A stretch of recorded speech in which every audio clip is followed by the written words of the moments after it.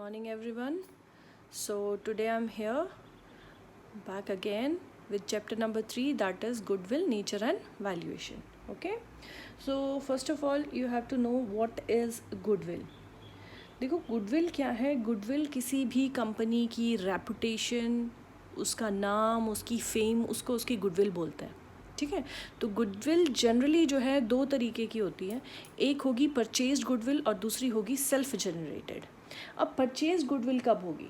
Purchase goodwill होगी if a firm purchase business of some other firm. ठीक है. If a firm purchase the business. अब ऐसी condition में क्या हो रहा है कि वो आप उसको मर्ज कर रहे हो अपने बिजनेस में. एक अच्छी खासी कंपनी चल रही है, आपने उसको ख़रीदा और अपनी कंपनी में मिला लिया. इसका मतलब क्या हुआ कि आपने उस कंपनी के नाम को, फेम को यूज़ किया है अपनी कंपनी को प्रमोट करने के लिए, अपनी कंपनी के प्रोडक्ट को प्रमोट करने के लिए. तो ऐसी जो भी गुडविल होती है उसको हम परचेज्ड गुडविल बोलते हैं. दूसरी होती है self generated. Self generated goodwill में क्या होता है कि कंपनी अपना नाम, अपना फेम अपने काम से बनाती है. कंपनी अपने लिए काम करेगी, अपने प्रोडक्ट की वैल्यू के हिसाब से, अपनी प्रोडक्ट की क्वालिटी के हिसाब से जो है कंपनी अपने लिए खुद के लिए गुडविल क्रिएट करती है, नाम क्रिएट करती है. उसको हम बोलते हैं सेल्फ जनरेटेड गुडविल. ठीक है.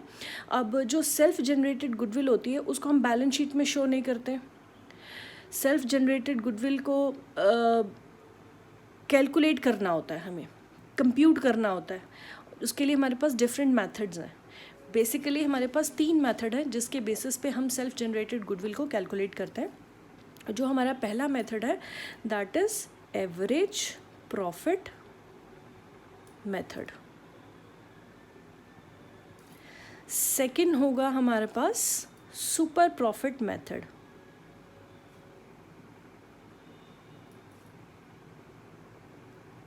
And third one is capitalisation method.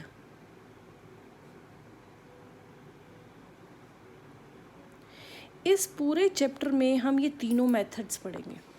और अगर मैं आपको कहूँ तो ये जो हमारा चैप्टर होगा वो एक बहुत इम्पॉर्टेंट रोल प्ले करेगा आपकी जो फर्स्ट बुक है उसमें, क्योंकि हमारे पास डिफरेंट चैप्टर्स हैं. एडमिशन का चैप्टर है हमारे पास आगे, देन रिटायरमेंट है, डेथ है, डिसोल्यूशन है. इन सभी चैप्टर में कहीं ना कहीं जाकर आपको गुडविल की कंप्यूटेशन करनी पड़ सकती है. ठीक है. तो ऐसी कंडीशन में जब भी आपको गुडविल कंप्यूट करनी है तो उसके लिए आपको यही चैप्टर दोबारा रिमाइंड करना पड़ेगा कि आपने क्या सीखा है. तो आज मैं अपनी वीडियो में आपको बता रही हूँ कि एवरेज प्रॉफिट मेथड को आप कैसे कंप्यूट करते हैं. जो एवरेज प्रॉफिट मेथड है इसमें भी आगे हम 2 तरीके से कैलकुलेशन करते हैं. Average profit method. ठीक है. इसमें भी हमारे पास 2 मेथड जो हैं जिसको हम यूज़ करेंगे. एक हमारा होगा सिंपल एवरेज प्रॉफिट मेथड. एक होगा सिंपल एवरेज प्रॉफिट मेथड और दूसरा होगा हमारा वेटेड एवरेज प्रॉफिट मेथड. ये 2 method under this average profit method हमारे पास आते हैं. ठीक है. तो सबसे पहले हम देखते हैं हमारा सिंपल एवरेज प्रॉफिट मेथड जो है हम इसके लिए क्या करते हैं. जो भी हमारी एवरेज मेथड अगर हम इसको बोलते हैं, जो सिंपलेस्ट वे होगा वो क्या होगा.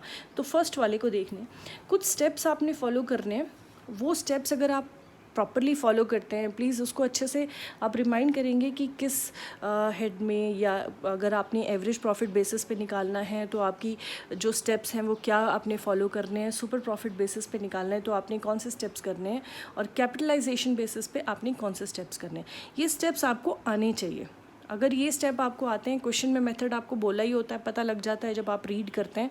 जब आप ढंग से पढ़ेंगे, अच्छे से समझेंगे तो आपको ये बात बड़ी अच्छे से क्लियर हो जाएगी. ठीक है. तो सबसे पहला हम काम क्या करते हैं, एडजस्ट. फर्स्ट स्टेप है हमारा स्टेप 1,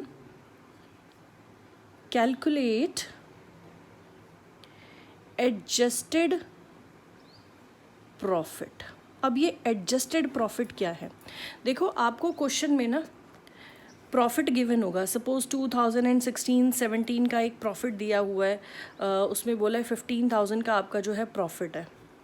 देन 2017-18 का आपको प्रॉफिट दे दिया हुआ है 50,000 का है, ठीक है। देन 2018-19 में आपको लॉस दे दिया है, ये प्रॉफिट्स है, और आपको यहाँ लॉस दे दिया है 10,000 का, ठीक है। ऐसा क्वेश्चन में दिया। अब ये बात कर रहे हैं हम एडजस्टेड प्रॉफिट। एडजस्टेड प्रॉफिट का मतलब है कुछ एक्सपेंस या कुछ incomes, recurring incomes and non recurring expenses या लॉसेस, वो कुछ जो है बीच में कंप्यूट करने से हम रह जाते हैं। तो इनको इन प्रॉफिट्स में प्लस माइनस करने के बाद आप अपना प्रॉफिट या लॉस निकालेंगे, उसके बाद ही आप अपने नेक्स्ट स्टेप पे जाएंगे। अब वो कैसे करना है, क्या चीज़ें प्लस और क्या माइनस करने हैं, प्लीज़ आपने इसको याद कर लेना है कि क्या प्लस या क्या माइनस करना है। तो अब जो भी आपको एडजस्टमेंट दी होगी वो ईयर बेसिस पे दी होगी। आप क्या चीज़ें ऐड करेंगे, आपने क्या ऐड करना है, non recurring losses, non recurring losses and non business expenses, ठीक है। Non recurring losses and non business expenses, इनको तो आपने प्लस करना है, ये फर्स्ट चीज़ होगी। सेकंड क्या है, सेकंड आपने रेकरिंग इनकम को या गेन्स को प्लस करना है, ठीक है। अब माइनस क्या करेंगे आप, वो भी सुन लीजिए।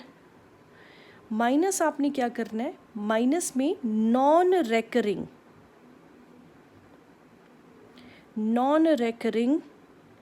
इनकम्स एंड गेन्स, ये आपने माइनस करनी है। और एक चीज़ और माइनस करनी है, वो क्या करनी है आपने, रेकरिंग एक्सपेंसेस एंड लॉसेस, ठीक है। अब आप बोलोगे मैम यहाँ नॉन रेकरिंग लॉसेस हैं, यहाँ रेकरिंग एक्सपेंसेस एंड लॉसेस हैं, यहाँ रेकरिंग इनकम है और यहाँ नॉन रेकरिंग इनकम है। तो रेकरिंग और नॉन रेकरिंग का क्या मतलब होता है, देखो बेटा सीधी सी बात है, किसको क्या कर रहे हैं हम, नॉन रेकरिंग आइटम्स जो होती हैं वो बिज़नेस को इफ़ेक्ट करती हैं, एक बार बार नहीं करती। जो रेकरिंग आइटम्स होती हैं वो हर बार बिज़नेस को इम्पैक्ट देती हैं, ठीक है। तो आप क्या कर रहे हैं, अपनी रेकरिंग इनकम्स के हिसाब से एंड गेन्स के हिसाब से, रेकरिंग एक्सपेंसेस और लॉसेस के हिसाब से आपने चलना है। सीधी सिंपल सी बात होगी, एक्सपेंसेस को आपने प्लस करना है, इनकम्स को आपने माइनस करना है, those who are non recurring, ठीक है। नॉन रेकरिंग एक्सपेंसेस होंगे तो उनको ऐड करना है, नॉन रेकरिंग इनकम्स होंगी तो उनको माइनस करना है। नॉन रेकरिंग जो बार बार नहीं होती हैं, ठीक है, रिपीटेडली ना होने वाली, ओके। चलो अब आगे चलते हैं। अब फर्स्ट स्टेप में तो हमने क्या किया, एडजस्टेड प्रॉफिट निकाली। अब हम सेकंड स्टेप में क्या करेंगे, हम सेकंड स्टेप में निकालेंगे अपना एवरेज प्रॉफिट, ठीक है। Step number 2, calculate average profit, ठीक है। कैलकुलेट एवरेज प्रॉफिट अब कैसे करना है, स्टेप 1 में मैं इसको थोड़ा सा यहाँ रिपीट कर देती हूँ। स्टेप 1 में मैंने क्या बोला, 2016-17 में कुछ एक अमाउंट ऑफ प्रॉफिट है, 2017-18 में कुछ प्रॉफिट है, 2018-19 में इट में भी प्रॉफिट और लॉस, कभी भी प्रॉफिट या लॉस हो सकता है। तो सपोज़ आपको ये 3 ईयर्स का दिया है, तो एवरेज कैसे निकालते हैं आपने ऑलरेडी पढ़ा हुआ है, मैं फिर से बता रही हूँ। जितने भी ईयर्स के प्रॉफिट्स दिए होंगे उनको आप प्लस करेंगे, इफ़ एनी लॉस आप उसको प्लस साइन लगा के माइनस ब्रैकेट में शो करके, दैट मीन्स वो माइनस ही होने वाला है, सीधी सी बात है। तो आपने इनका टोटल लेना है और उस टोटल को कितने ईयर्स का दिया है, सपोज 1 2 3 4 ईयर्स का, 4 ईयर्स का दिया है तो 4 से करेंगे, 5 का दिया होगा तो 5 से करेंगे, 7 दिया होगा तो 7 से करेंगे, डिवाइड करके जो आपके पास निकल कर आएगा इसको हम बोलते हैं एवरेज प्रॉफिट, ठीक है, average profit.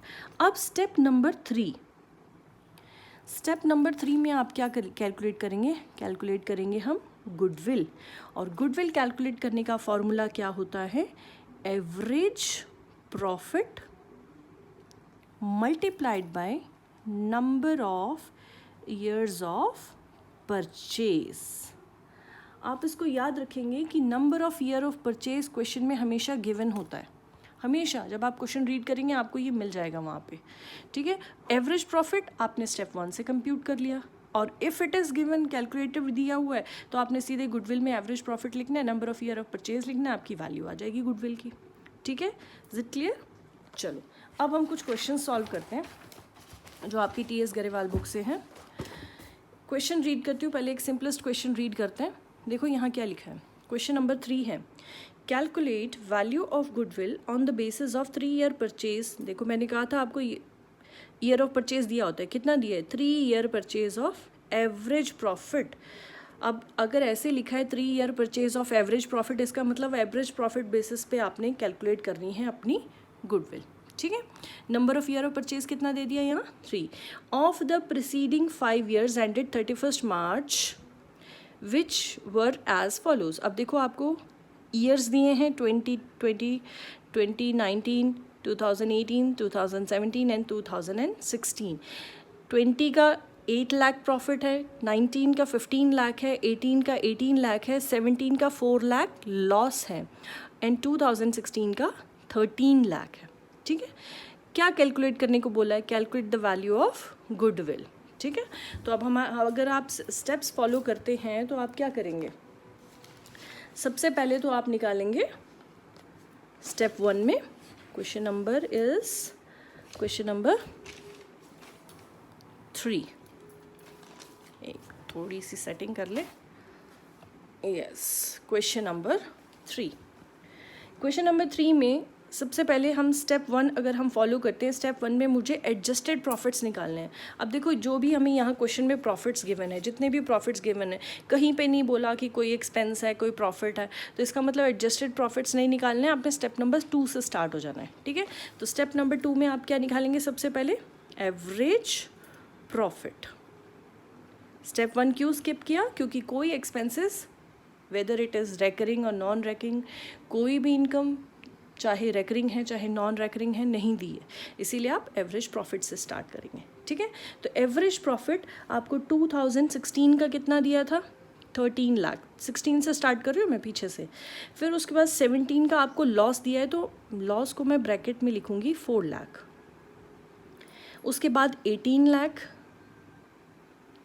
Then 15 lakh and 8 lakh, ठीक है। डिवाइडेड बाय 1 2 3 4 5 से डिवाइड कीजिए इन सबको, दैट मीन्स 13, 18, 15 और 8 इनको प्लस करेंगे और उसमें से 4 हम डिडक्ट करेंगे क्योंकि ये लॉस है। तो मेरे पास जो टोटल आएगा वो होगा 50 लाख डिवाइडेड बाय 5। तो मेरे पास एवरेज प्रॉफिट जो है वो निकल के कितनी आ जाएगी, 10 लाख की। एवरेज प्रॉफिट निकल के आया मेरे पास 10 लाख्स, ठीक है। अब मुझे निकालना क्या है, मुझे निकालनी है गुडविल। गुडविल का फॉर्मूला क्या है, average profit multiplied by number of years of purchase, ठीक है। तो एवरेज प्रॉफिट मेरे पास कितना है, यहाँ पे मैंने कंप्यूट किया है 10 lakh multiplied by number of year of purchase. Question में आप देखेंगे तो कितना था, 3। तो अब आपने इससे मल्टीप्लाई किया तो कितना आया आपके पास, 30 लाख। ये 30 लाख क्या निकल के आई आपकी, गुडविल। बस हो गया क्वेश्चन। देखो ये क्वेश्चन ना आपको पेपर में भी आ जाते हैं, 3 मार्क्स में, 4 मार्क्स में, डिपेंड करेगा किस हिसाब से आप कौन से मेथड से कैलकुलेशन कर रहे हैं, उसके बेस पे इसकी मार्किंग हो जाती है, ठीक है। तो ये आप ये नहीं सोचेंगे कि क्या छोटे छोटे से क्वेश्चंस हैं तो कोई बात नहीं भी किए तो, बट याद रखना है कि अगर आपने पार्टनरशिप को अटैम्प्ट करना है, पार्टनरशिप के क्वेश्चंस अटैम्प्ट करने हैं, तो गुडविल का पॉइंट कंप्यूट करना आ सकता है, ठीक है। तो ये तो हो गया हमारा क्वेश्चन नंबर, ये था क्वेश्चन नंबर 3, ठीक है। अब एक क्वेश्चन और करते हैं, चलो क्वेश्चन नंबर करते हैं हम क्वेश्चन नंबर 10 करते हैं। चलो इसमें थोड़ा एडजस्टेड भी आपको करना पड़ेगा। क्वेश्चन नंबर 10 है मेरे पास. Arun and Bharat are partner sharing profits in the ratio 3:2. They decided to admit Manu as a partner.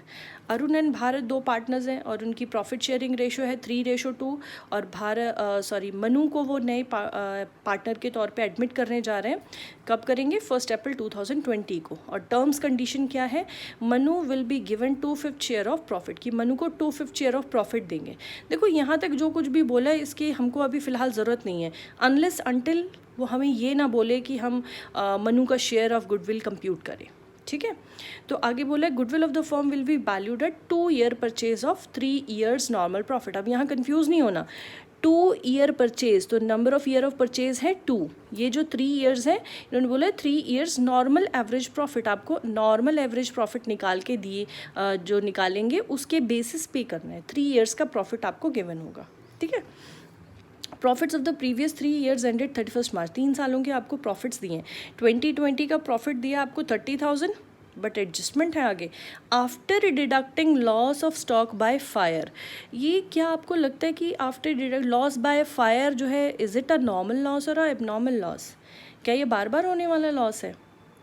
नहीं ना, ये एबनॉर्मल लॉसेस में काउंट होता है. तो अब क्या करेंगे? मैंने आपको बोला कोई भी एक्सपेंस या लॉस है उसको प्लस करना है, तो हम क्या करेंगे? 30,000 में इस 40,000 को प्लस कर देंगे. देन 2019 का लॉस है 80,000 का. ध्यान से पढ़ना है आपने कभी भी कैलकुलेशन करते हुए कि प्रॉफिट गिवन है या लॉस. अब आपको गिवन है यहाँ पे loss, which includes voluntary retirement compensation paid 1,10,000. Paid है, पेमेंट हो रही है 1,10,000 की, तो ये 110 को भी हम ऐड करेंगे. एक्सपेंसेस एंड लॉसेस हम ऐड करने वाले होते हैं. देन 2018 का प्रॉफिट गिवन है, प्रॉफिट है 1,10,000 का, including a gain of 30,000 on the sale of fixed asset. 1 time gain है ये भी, तो ये गेन दिया है, इसको हम माइनस करेंगे. ठीक है, calculate the value of goodwill. कहीं पे भी मुझे मनु का शेयर निकालने को नहीं बोला है, बट अगर बोला होता तो मैं कैसे कंप्यूट करती वो भी मैं आपको बता देती. न्यू PSR में ऑलरेडी आपको बता चुकी हूँ कैसे कैलकुलेट करनी है. वो फिर से हम नेक्स्ट आगे जो चैप्टर आने वाला है उसमें रिपीट करेंगे. ठीक है, चलो फिर इसका क्वेश्चन कर लेते हैं. हम स्टार्ट करते हैं. Question number 10. क्वेश्चन नंबर 10 में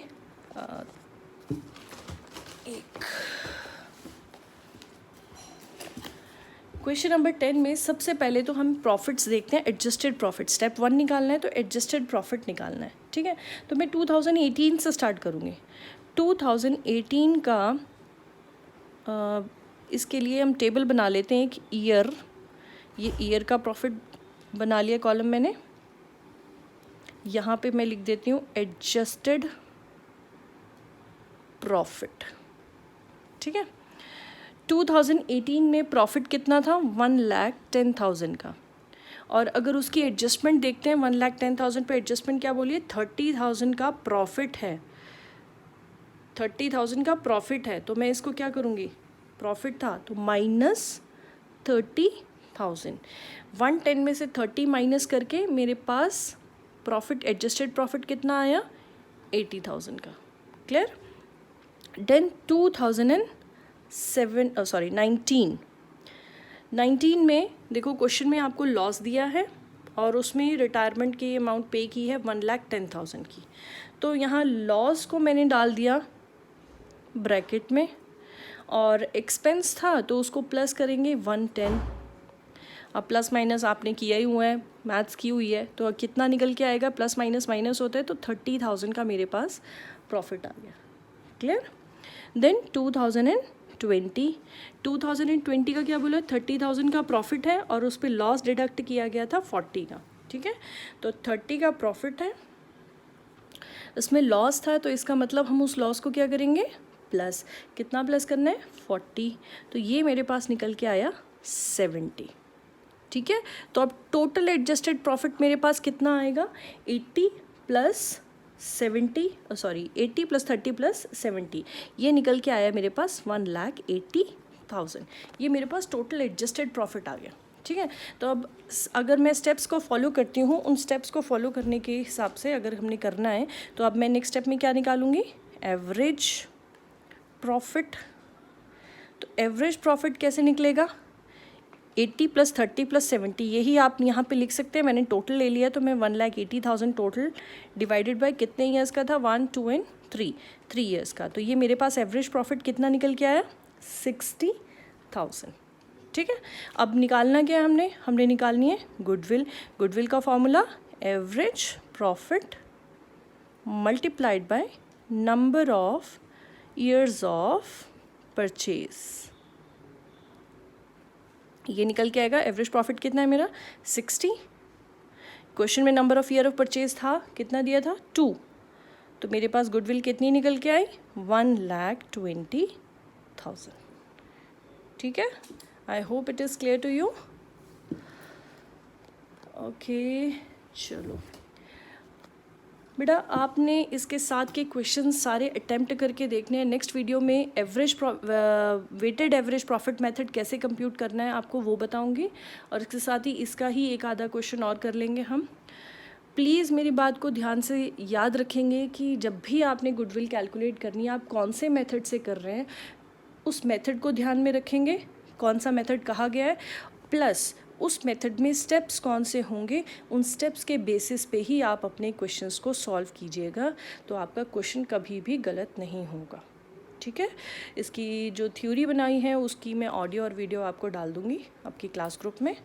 okay, thank you so much.